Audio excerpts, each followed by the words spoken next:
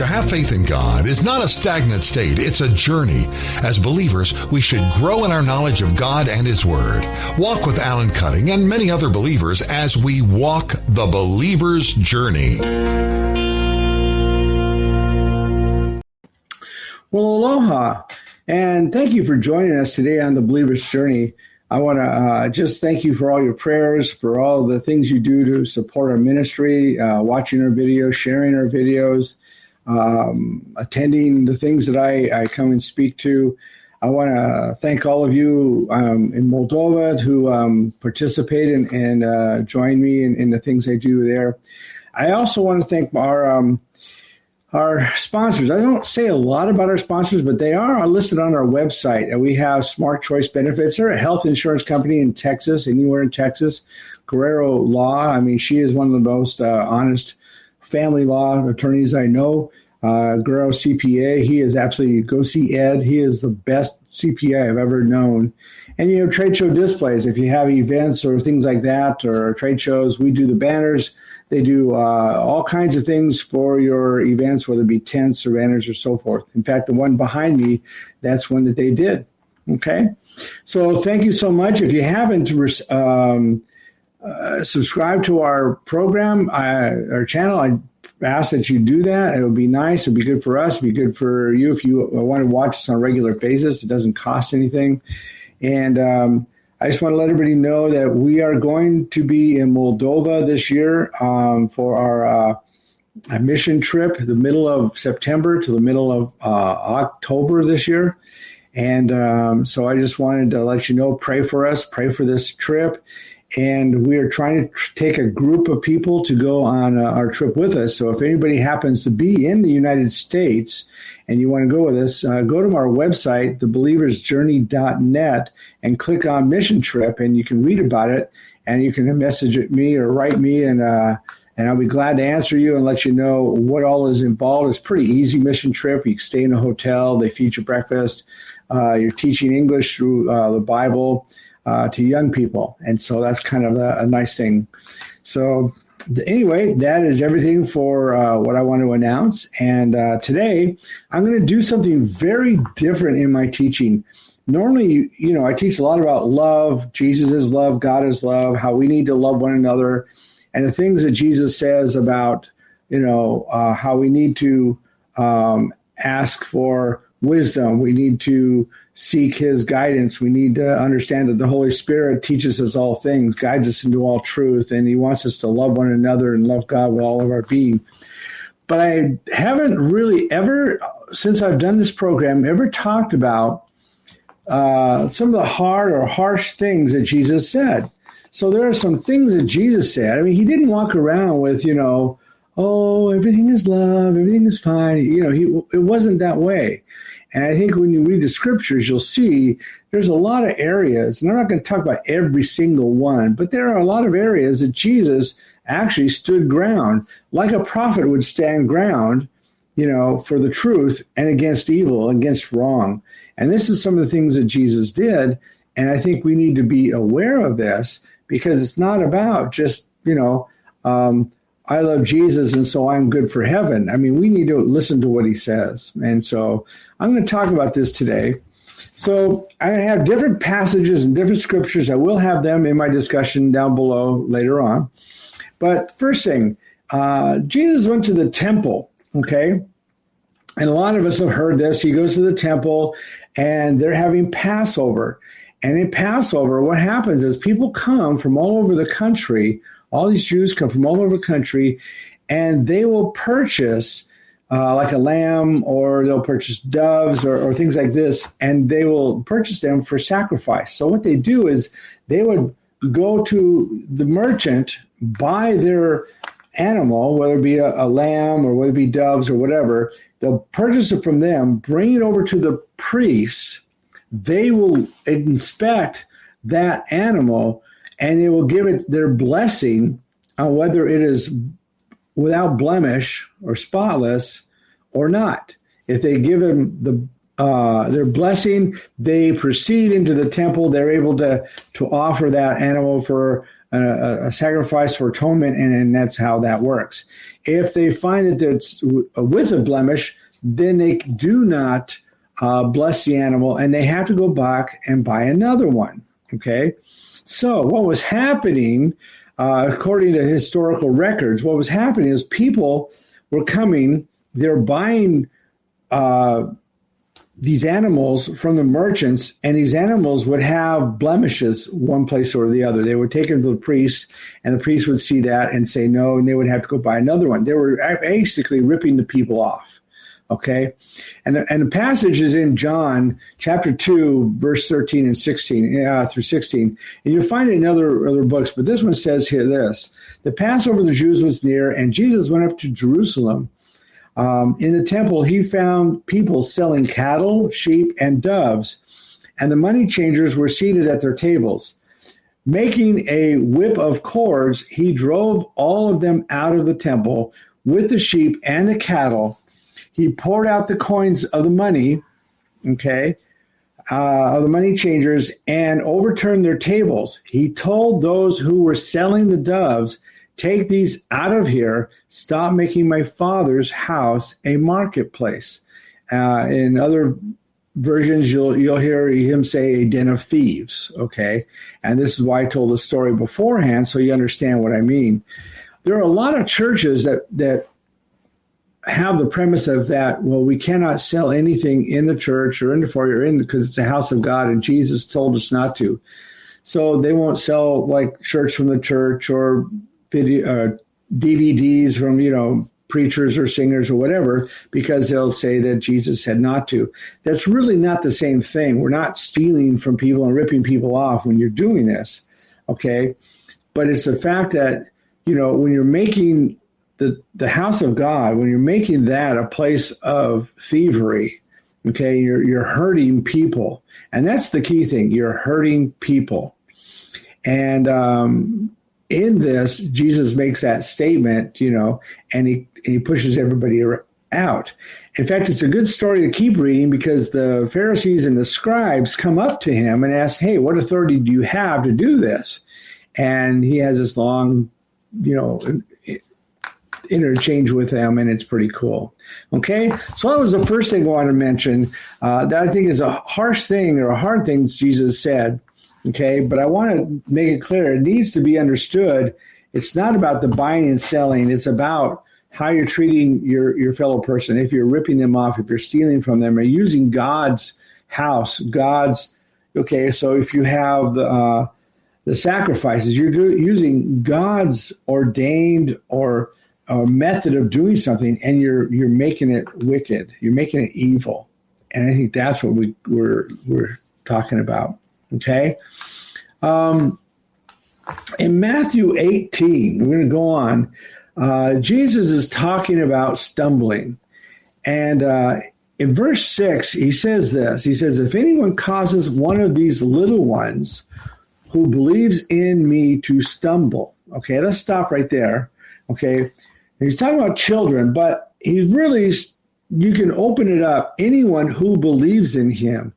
Any little one, anyone who I believe, as I have read and I have studied and I have looked into other commentators, I think they're right when they say it's not just little children he's talking about. Anyone who is, is unable, like you have people unable to think as an adult, move as an adult. So you have a lot of people who might be have problems. Okay. These people, and if they believe in them, and if you cause them to stumble, he goes on, it would be better for them to have a large millstone hung around their neck and to be drowned in the depths of the sea. Okay?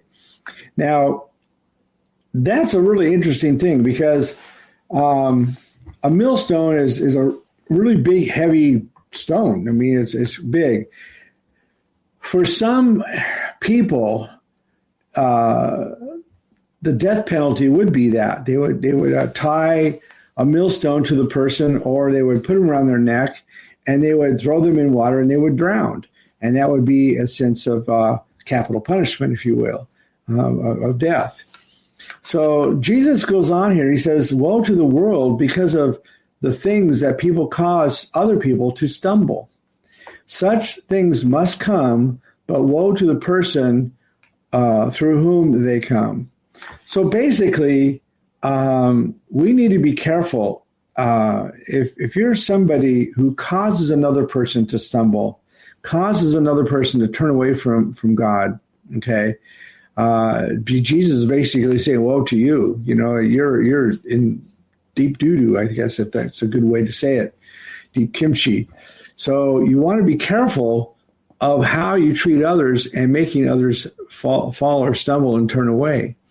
And I think this would be true to most anybody you cause to stumble, no matter what the age. We're going to get into that in a little bit as Jesus talks to the Pharisees, okay?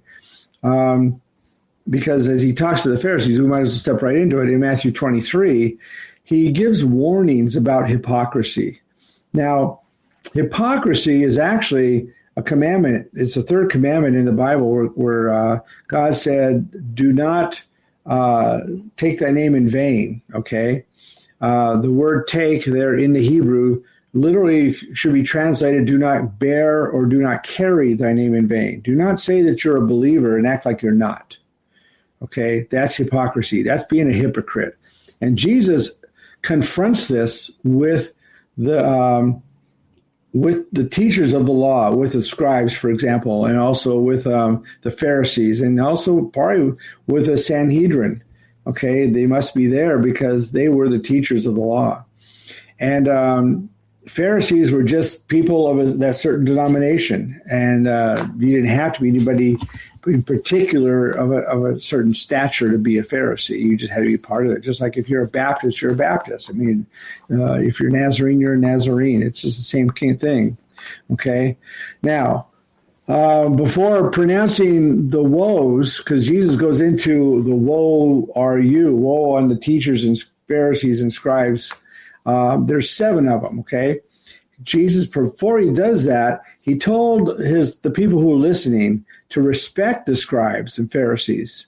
But he told them to respect them due to their position of authority, not to emulate them as a person. Because what he says is they don't practice what they preach. What they say is good, but what they do is not.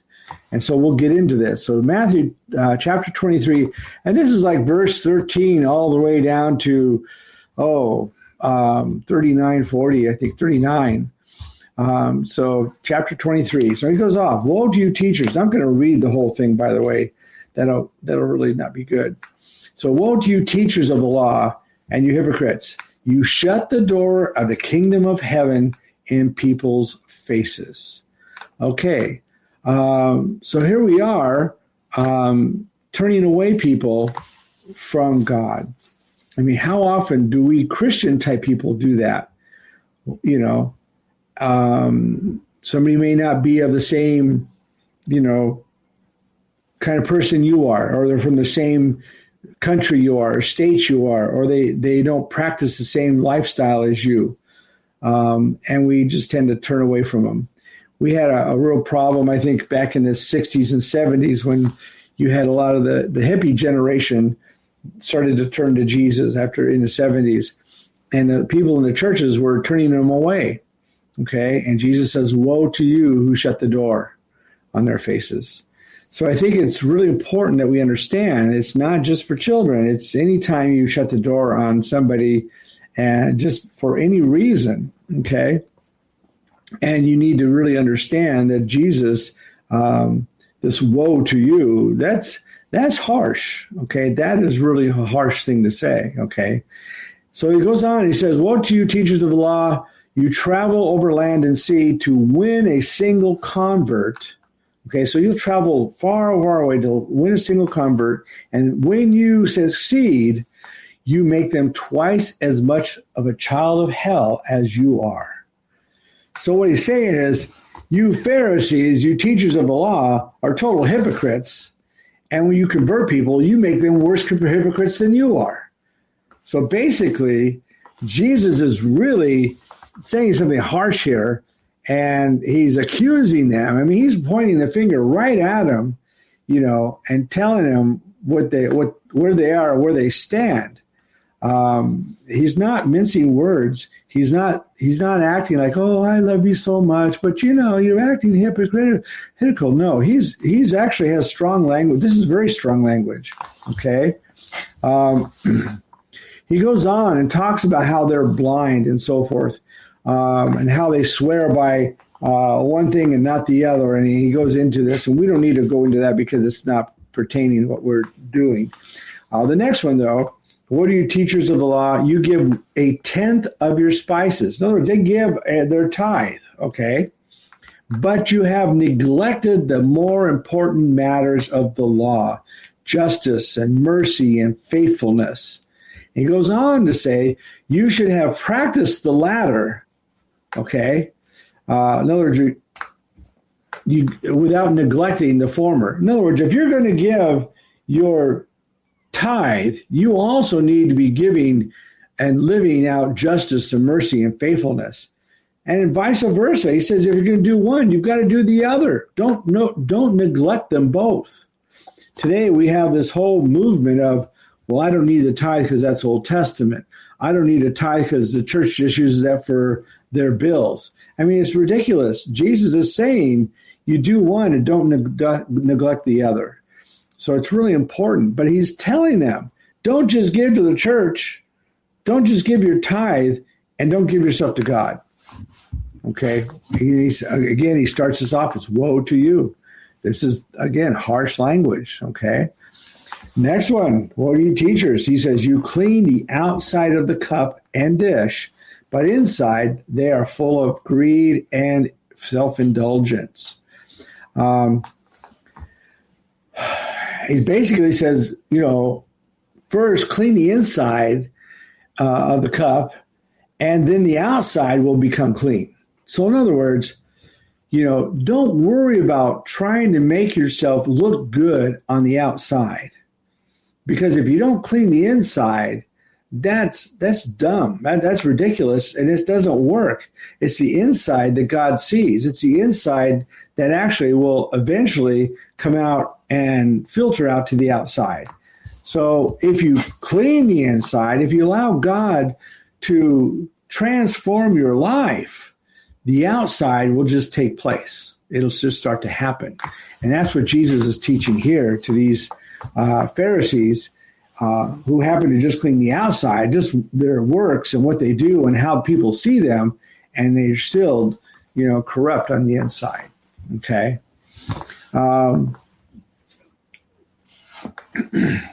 He goes on and basically says somewhat of the same thing. He says, you're woe to you. You're like whitewashed tombs, which look beautiful on the outside, but on the inside full of bones and dead and everything unclean. In the same way, on the outside, you appear to people as righteous, but on the inside, you're full of hypocrisy and wickedness. So, again, he's almost like saying the same thing, but in just a different way. But he's telling them, you are looking good to everybody on the outside who looks at you, but on the inside, you're wicked, you're unclean. And the thing is that God's not going to accept us if we're not cleaning the inside of our lives, and that's really important that we understand that. So, again, this is a real harsh thing. Jesus goes again. Here's another one. Woe to you. He says, you build tombs for the prophets and you decorate all the graves of the righteous. And you say, if we had lived in the days of our ancestors, we would not have taken part with them in shedding the blood of the prophets. And Jesus says, so you testify against yourselves that you are the descendants of those who murdered the prophets. Then he says, go ahead then and complete what your ancestors started. Now, you can take that many ways. It's really interesting because Jesus is known as a prophet. He's known as a teacher. He's known, on all these things. And so if the prophets, were killed by their ancestors, and he's saying, just go ahead and complete it. Keep on doing what they did. And it's interesting that Jesus, gave them that challenge. but he's calling them hypocrites right off the bat. Again, that's a real harsh thing to do is to call hypocrites, because that is definitely a smack against breaking the Ten Commandments. Okay, the last one I'm going to read here. He says, "You snakes, you brood of vipers, how will you escape being condemned to hell?" And so basically, Jesus is giving them the whole picture of what it is that they've been doing and they've been living, and where it's going to take them, which is to hell, to suffering, to death. And he's trying to point them in a direction that honors God. Of course, they're not listening to him. They're just getting more offended instead. And it's like we are today. If somebody pointed a finger at you and said, "Hey, you are doing this and this and that, and you need to shape up," do we get offended, or do we listen and take heed and try to look at it and maybe change? It's really a delicate situation, because we human type people, we don't like that stuff, and we really will go against it in our own psyche, So another thing Jesus said, he said he came to bring a sword rather than peace. Okay, so he rebuked Peter. And he also insisted that people or his followers eat his flesh and drink his blood. Okay, these are hard sayings.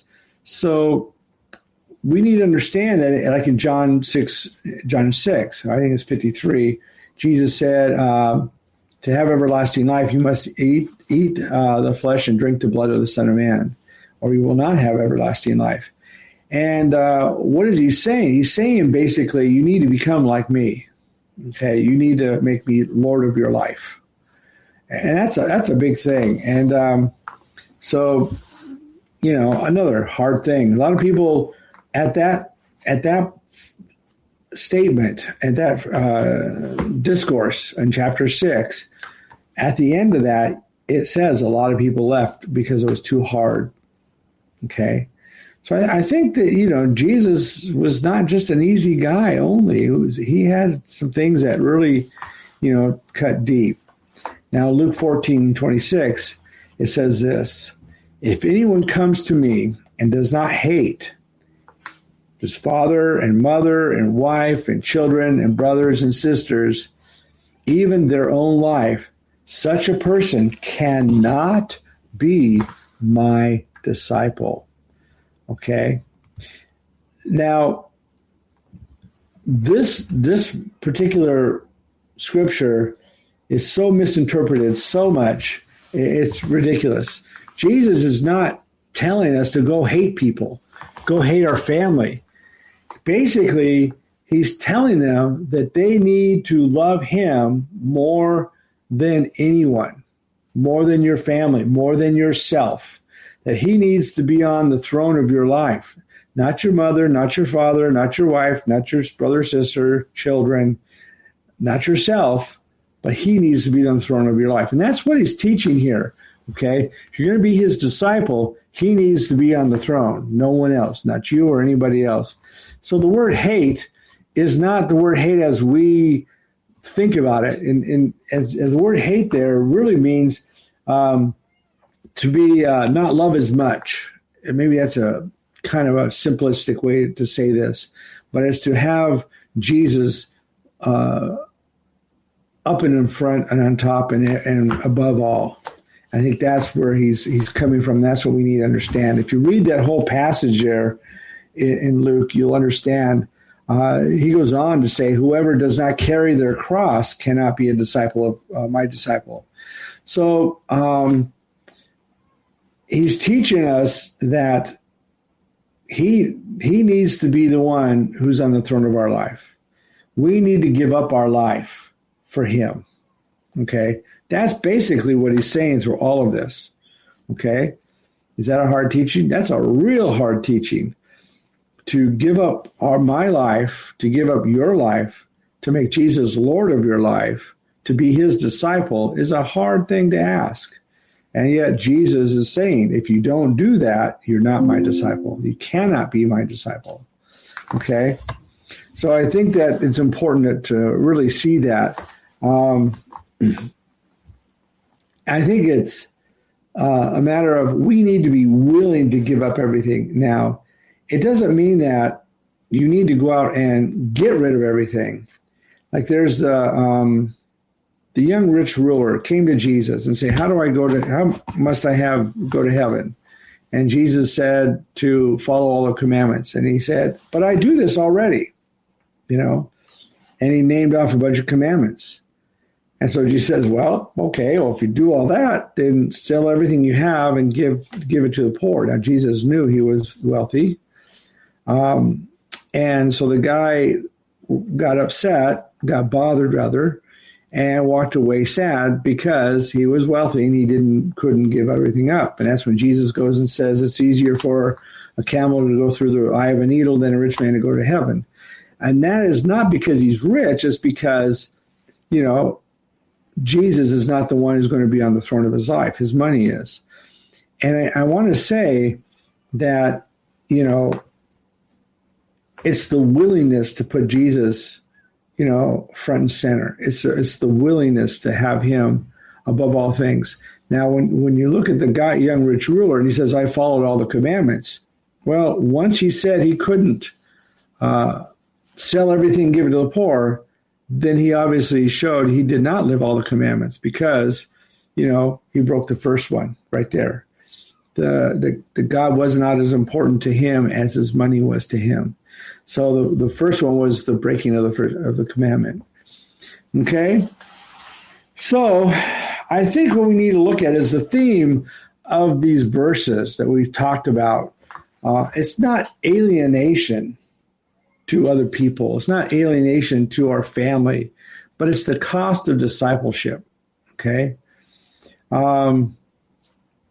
Nothing. Okay? Not love for yourself, not love for your parents, for your spouse, for your children, friends, nothing for items, things you have, things you own, money, property, nothing should take precedence over your loyalty to God, okay, and loyalty to Jesus, his Messiah, okay.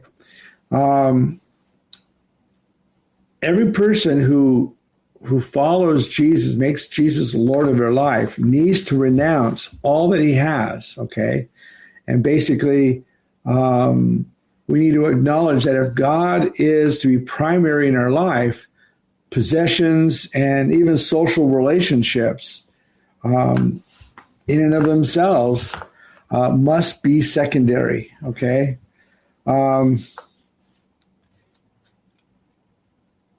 Just recognizing or acknowledging that Jesus is the Messiah is one thing, but to make him more important, to honor him, to serve him, to make him the Lord of your life is another thing. And what Jesus is talking about through all these verses is making him the Lord of your life. And this is one of the key factors of Judaism, and it's a key factor in Christianity. And I think it's really important we understand that. It's more than just acknowledging, that Jesus is God or Jesus is the Savior. It's living the life, okay? And I think that's so important. So I wanted to share these things, and there's other areas. I didn't want to go too long, but there are other areas about the things that Jesus says that are not easy, that are hard sayings. And I thought I'd just bring that about because I know that I've talked a lot about the love. I think I said that in the beginning, but I want you to know that it's it's about surrender. It's about total surrender. Worship is about surrendering your life to him in all things, in all ways, at all times. That's worship. And throughout the scriptures, it tells us we need to worship him.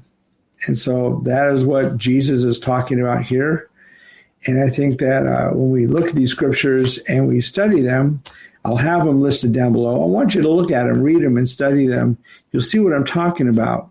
And if we Christian-type people start doing more of this, we'll be more effective in our world with other people, and we will grow and mature more and become more like Jesus in an easier way. And I think that is really the key. Well, I want to thank you for joining me. I really, really do. I know this is not the most fun, message or teaching that I've done, but I think it was necessary. After reading some of the things I've been getting, I think that this was really important. So I want you to have a wonderful day. You have a wonderful time, and we'll see you soon. Aloha.